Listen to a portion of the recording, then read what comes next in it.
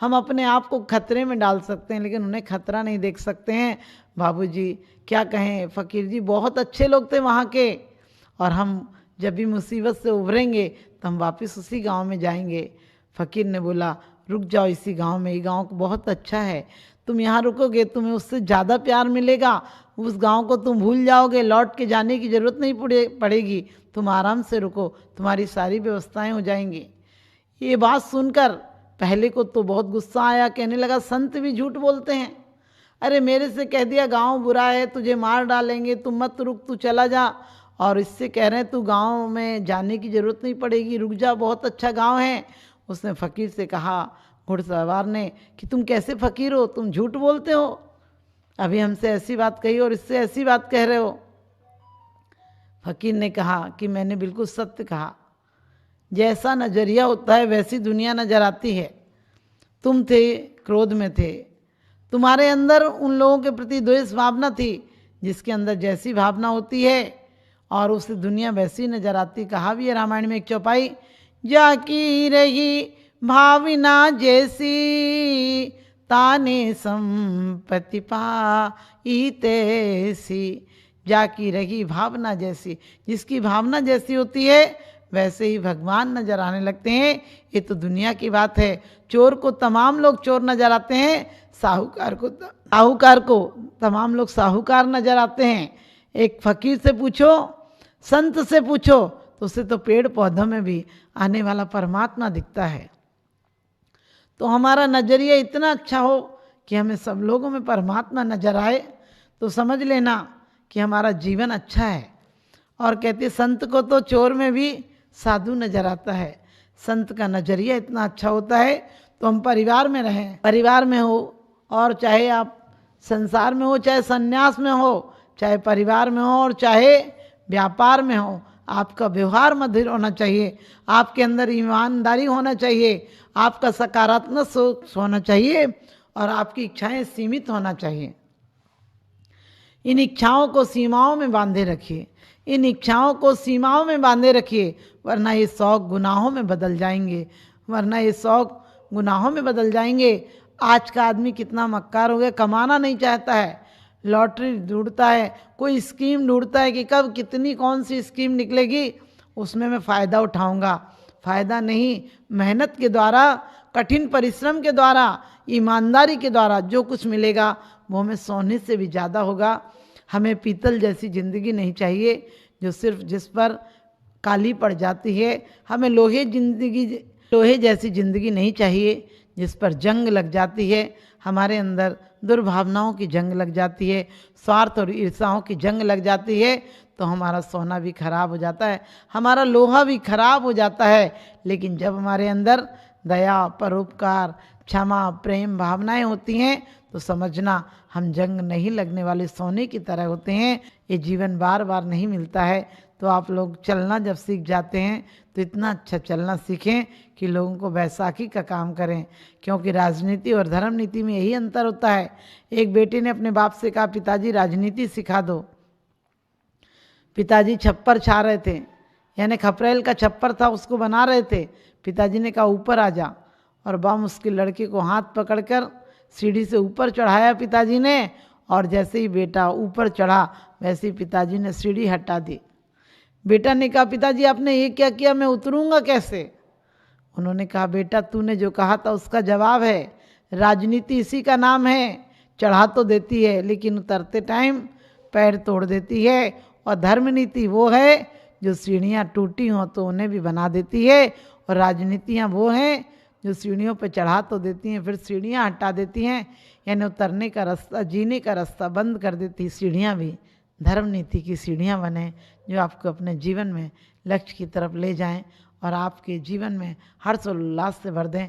इसी ज़िंदगी में किसी ने परमात्मा को पाया है, इसी ज़िंदगी में हमारे संतों ने, हमारे त्यागियों ने, कई महंतों ने और कई प्रकार के ग्रस्तों ने बहुत अच्छा जीवन जिया है।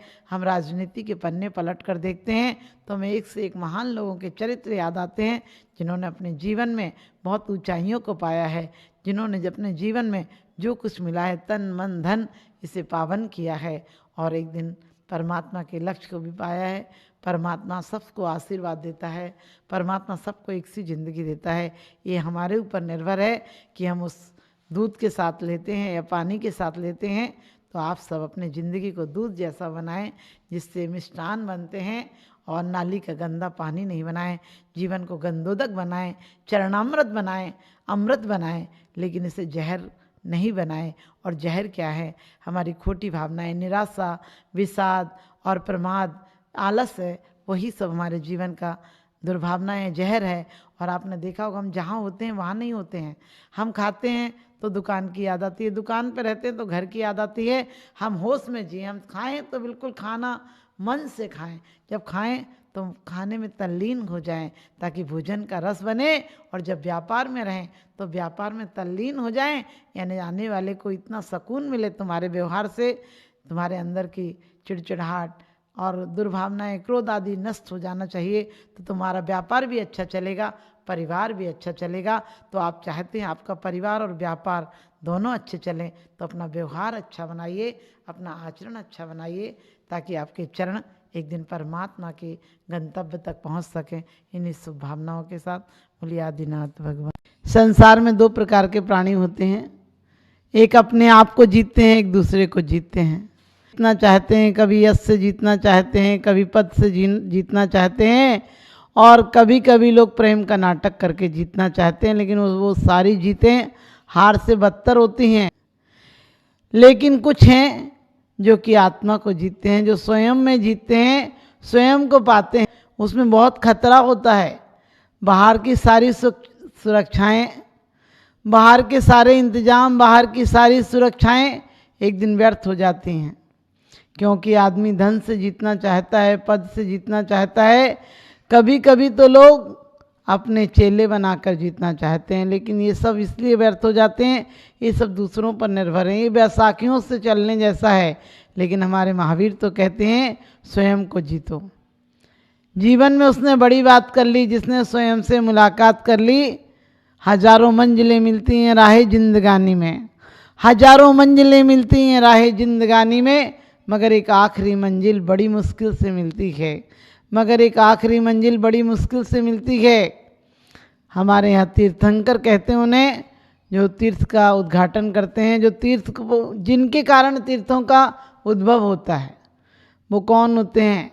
एक अवतारवाद है, एक तीर्थंकर का जन्म है।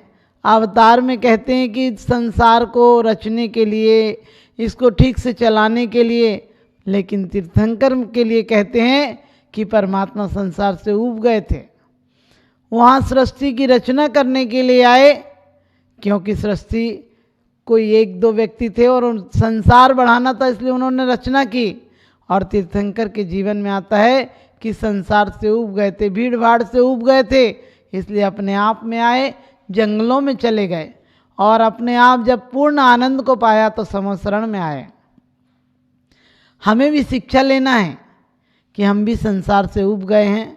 यदि संसार को जीतना है तो हमें तीर्थंकरों की तरह जीतना है, क्योंकि वो क्षत्रिय थे, वो युद्ध की भूमिका से आए थे, युद्ध देख कर आए थे और युद्ध में विजय पा कर आए थे। उनकी परंपरा में विजय पाना उनका लक्ष्य था।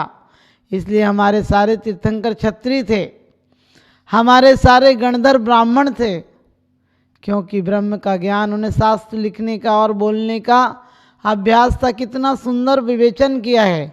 लेकिन हम जैनी कहते हैं बिल्कुल कायर हैं, वयस्क हैं, वाणिज्य जानते हैं। सिर्फ कहना चाहिए कि हम लोग वैश्य लोग हैं, व्यापार करना जानते हैं, और धर्म में भी व्यापार करने लगे। उन्होंने स्वयं को जीता था, हम कोठी और बंगला बनाकर जीतने लगे। आप किसी से बोले आप कौन है, तो वो अपना परिचय और नहीं बताता है। ये बोलेगा मैं फलाने सर्विस में हूँ, अफसर हूँ, चपरासी हूँ, मकान है, कोठी है, बंगला है, गाड़ियाँ हैं, कोई पोस्ट है, राजनीतिक पोस्ट है। इस प्रकार से आप किसी के परिचय कार्ड लीजिए, उसमें क्या क्या लिखा होता है, सारी बाहर की उपाधियाँ लिखी होती हैं जो उसने यहीं पर प्राप्त की हैं। आदमी अपना अंश ढूंढना चाहता है, त्याग में नहीं तो राग में ढूंढना चाहता है। संसारी प्राणी जीने के लिए, अपना स्थायित्व बनाने के लिए कि मैं भी अमर हो जाऊं, अपने बच्चों में खुश करता है कि मैं बच्चों में जी जाऊंगा, मैं नहीं रहूंगा तो कम से कम बच्चे तो रहेंगे मेरा अंश उनमें तो जिएगा। हमेशा लोग बेटे की कामना करते हैं। क्यों बेटे की कामना करते हैं? क्योंकि बेटा हमारा वंश चलाएगा। जबकि बेटा वंश चलाएगा ये कोई ज़रूरी नहीं है। कंस और कुणिक जैसे रहे, रावण जैसे रहे तो वंश का विनाश का कारण भी बन सकते हैं। और इतना ही नहीं, विनाश का कारण रावण और कंस नहीं थे। कंस नहीं थे रावण के वंश का, विनाश का कारण उनकी दुर्भावनाएं थी। कृष्ण ने वंश को उज्जवल कर दिया तो कंस ने वंश को बदनाम कर दिया। राम ने वंश को उज्जवल कर दिया और रावण ने वंश को बदनाम कर दिया। इनके जन्म की प्रक्रिया में कोई अंतर नहीं था, इनके पालन करने की प्रक्रिया में भी अंतर नहीं था, लेकिन अंतर था तो मात्र वासनाओं में था, सोच में था, विचार में था। एक कहते थे, राम कहते थे जो मेरा है सो मेरा है, यानी बाहर से भी मेरा है वो मेरा है। और अंत में तो उन्होंने दीक्षा लेकर ये साबित कर दिया कि सिर्फ हमारी आत्मा ही हमारी है और उसी पे विजय प्राप्त करना है। लेकिन रावण कहता था जो संसार की श्रेष्ठ वस्तुएं हैं वो मेरी हैं, और इसलिए उसका विनाश हो गया। जो बाहर दौड़ता है, बाहर अधिकार करना चाहता है, उससे कुछ नहीं मिलता है। बाहर के सारे अधिकार अधूरे रह जाते हैं। हम इतिहास में देखें, इतिहास क्या है, जितने सम्राट हुए हैं, जितने शासक हुए, उन्होंने क्या किया? सत्ता के लिए लड़ते लड़ते मर गए। इतना धन पाना है। आपने नाहरगढ़ आदि के किले की बात सुनी होगी, इतना सोना निकला, 60 ट्रक निकला, कहीं 10 ट्रक निकला। आप सोच कर देखिए, ये सोना उनकी कमाई नहीं थी, ये सोना सिर्फ शासन की सत्ता को अधिकार करने का रास्ता था। उन्होंने सत्ता को दुर्भावनाओं से हासिल किया। किसी को सत्ता के जो सत्ता हासिल की जाती है वो आपको शांति से भोगने भी नहीं आती है, भोगने नहीं देती है, आप भोग नहीं कर पाते हैं। सत्ता और शक्ति यदि सच्ची है तो वो स्वयं की शक्ति है। हमें दूसरों को हरा कर जीत नहीं प्राप्त करनी है,